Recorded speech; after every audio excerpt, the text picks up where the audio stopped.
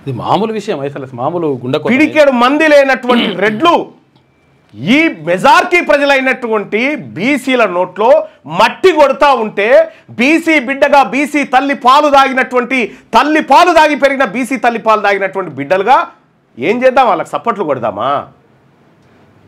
వాళ్ళకి జిందాబాదులు కొడదామా? ఊరేగింపులు చేద్దామా? ఊరికి అగ్గి పెడదామా? తేల్చుకోవాల్సినటువంటి తరుణం ఆసన్నమైంది.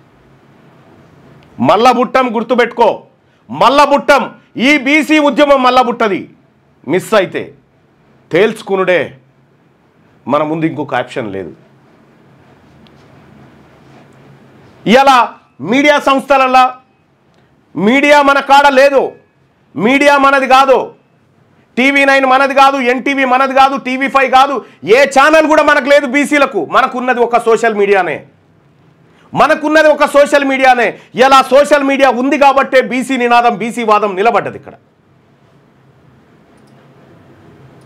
కాబట్టి ప్రజలారా,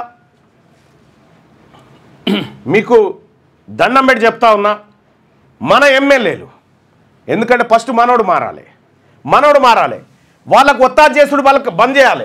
బంద్ చేయకపోతే మన బతుకులు మారాయి. కాబట్టి బీసీలందరికీ నేను రిక్వెస్ట్ చేస్తా ఉన్నా, ఇక తాడో పేడో తెలుసుకుందాం. 42% రిజర్వేషన్లు నా బీసీల తలలోంచి గుంజుకపోతే, బీసీల తలలోంచి ఇప్పుడు పెట్టిన రిజర్వేషన్లు గ్రామాల పొంటి రిజర్వేషన్లు ఇక ఉండవు.